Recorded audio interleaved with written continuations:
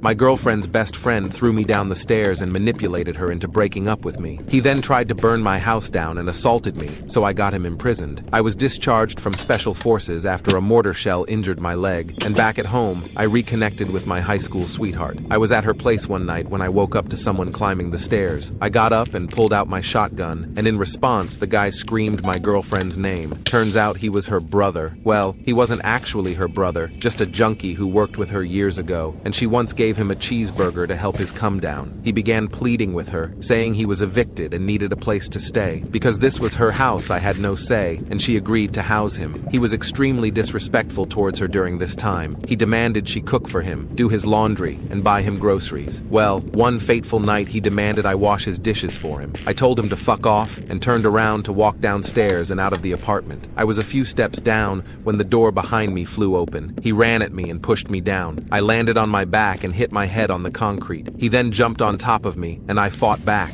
I grit through and got on top of him, then proceeded to start wailing blows on him. I honestly didn't care if I unalived him. Someone had to die, and it wouldn't be me. But then my girlfriend saved his life. She heard the yelling that was happening downstairs, and she came running and found me on top and wailing down blows on him over and over. She screamed for me to get off, and I did. As soon as I did, his mouth started running. Sister, he threatened to unalive me, and he attacked me and threw me down the stairs because I asked him to bring back the PS3. I honestly thought she might believe him for a moment, but thankfully, she knew that was lies. The neighbor's security camera outside backed that up. That morning, I took her to work. I took her 3-year-old daughter to daycare. One thing I need to mention is that my girlfriend had a 3-year-old daughter whose dad wasn't in the picture, and she was the sweetest and most adorable little girl ever. Anyway, after I took her to school, I went to work. I had to explain to my boss why I had bloody knuckles and why I was holding a cold pack to the back of my head. They offered to call the police so I could press charges. I told them no. My boss damn near ordered me to call the police or he'd put me on medical leave, to which I replied that I'd rather be on med leave than lose my girlfriend for calling the cops on her brother. It was made clear to me, under no uncertain terms, that I am a particularly stupid kind of eye-hole and that would come back to bite me in my butt someday. Well, he was right. Basically, brother gave her an ultimatum that either I leave and she dumped me, or he leaves and walks out of her and her daughter's life, which, to be fair to my ex, that loser had been the only constant male figure in her kid's life since she was born, so that would have been devastating for the gremlin, and she wanted to spare her that kind of pain. And so that meant I got the axe. Honestly, I'd have rather taken an actual axe to the heart, because what I actually felt was way worse. It's one thing when you're saying goodbye to the woman you love, but to have to also say goodbye to a sobbing little kid you wanted so much in your heart to adopt and make your own. I don't want to meet the man who can hold back the tears from that. That man scares me. I went back to my apartment. I put together a little box with the toys and keepsakes and clothing items they'd left behind and waited for the right time to bring it by her work.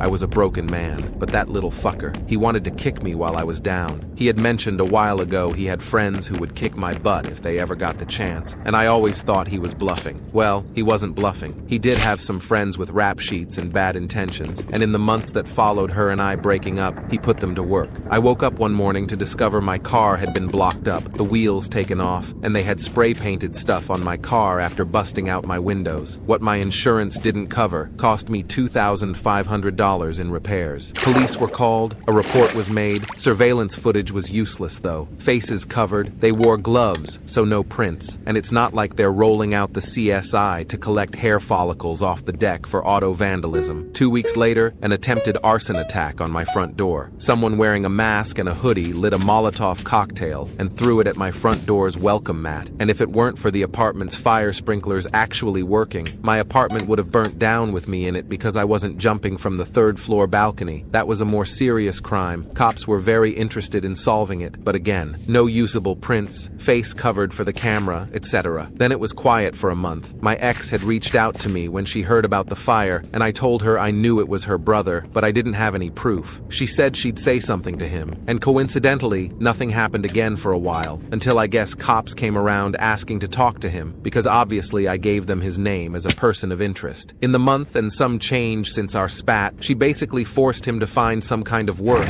or she was going to kick him out. So, he had gotten a part-time gig at an auto shop in town that had a rep for being the one you don't go to, but fine to recommend to someone you hate. They cut corners everywhere they could, so it was a perfect job for the weasel, at least until the cops came came looking for him one day, asking about that fire. The owners didn't like having cops asking about their employees, so since he'd only been there a week or two, he got the boot. He deeply appreciated that. So, one night, I am getting home from work. I had stopped at the gym on the way, worked up a good sweat, and got a bite to eat from the grocery store. I pulled into my spot in my Enterprise rental, my car was still in the shop, and walked into my apartment, real quick. While I was over 21 and legally owned guns and had a concealed carry permit, on days where I was on base, I did not carry my pistol. It's incredibly rare for anyone whose explicit job description doesn't include carries a pistol at all times to be allowed to carry a weapon on base. Since I'm not leaving a pistol on my car, and there weren't any places to securely store a weapon while I was working, I just opted to not take my gun with me. It's also why I did not have a pistol on me the morning brother jumped me. I was unarmed. I lived on the 3rd floor. There was a 4th floor above me and stairs leading to it. I heard footsteps coming down the stairs fast, and I turned to see 4 guys in hoods, masks, and wearing gloves coming towards me. My door was open, so I dropped my groceries and tried to slam the door behind me. They got a foot in and managed to wedge through into my apartment. What followed took place during a period of about 14 seconds. The neighbor across the way, after the fire, got a security cam installed outside their door as well, so we know the actual timestamps down to the second. I kept a loaded pistol tucked in a closet near my front door. Irresponsible, I know, but I was younger and more naive than I am now. In the scuffle with the first guy who came through the door, I managed to reach my hand into the closet, find the gun, and push myself back and away to give us several feet of space. I remember very vividly seeing all 4 men in my doorway and hallway. The first guy I had just pushed having been body blocked from falling backward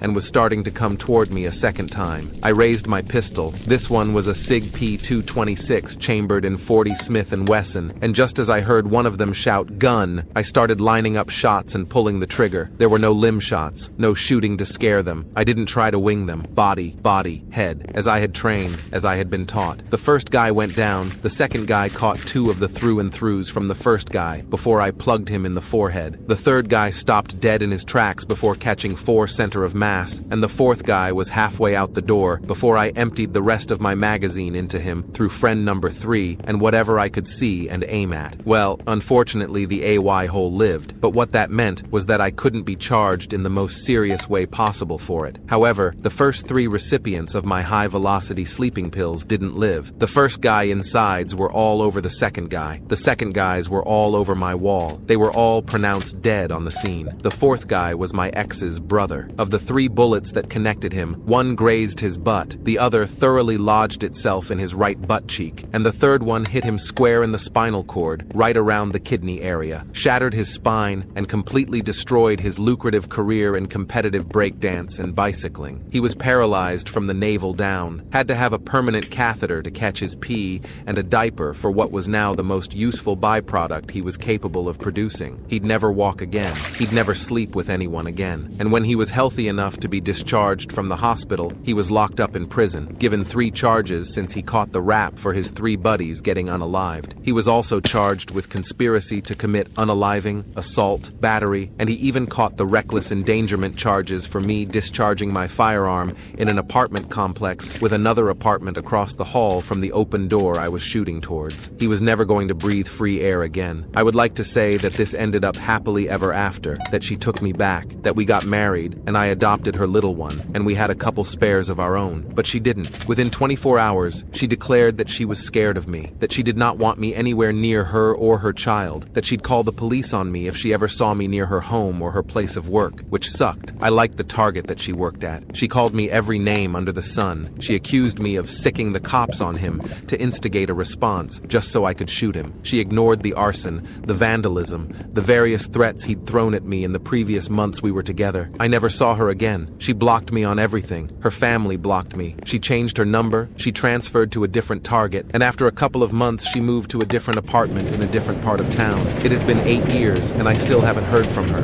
I know she's alive. Friends of friends informed me she got married in 2020, had a second kid, and is happy, so more power to her. I never got my happy ending. My white picket fence. Believe it or not, unaliving 3 guys, even for a person trained for war and conditioned for the possibility that one day he might have to do it, messes with your head, especially when you consider it happened in your home and not in Baghdad. There's a huge mental and emotional disconnect and difference between unaliving someone for work and unaliving someone because your life was in danger. I had PTSD. I couldn't touch any of my guns once I got them back for a full year without having panic attacks. The Navy was great about it all. They aided with the investigation, including that CO who called me the Apex Donut, giving his statement of that morning I got jumped. I was offered the chance to live on base with protective detail until things cooled down. I declined. 8 years. Since then, I've retired. I'm now working in the private sector. I have my own LLC, making great money doing cybersecurity and site security consulting. Occasionally, I go out boating. My partner of 3 years is the most loving, supportive person I've ever been with. I know they have my back no matter who tries to unalive me. We're talking about having kids before we get too much older. Life's good. But you know what really warmed my heart? Just the other day, a Google alert I set up 8 years ago triggered. It was brothers, first and last name, followed by the word obituary. It turns out someone in prison got sick and tired of the annoying white boy in a wheelchair talking so much crap and flexing on people, believing nobody would hit someone in a wheelchair. They used his wheelchair to unalive and used their shoes to finish him off with a few good stomps. Of course, it doesn't say that in the obituary. It says he was a bright and lovable lad when he was young, who fell into hard times in his early adulthood and landed in prison. The real surprise is apparently he is survived by a daughter none of us knew he had back then. So, sucks for her, but I doubt she ever got a chance to know him anyway. Honestly, that's for the best.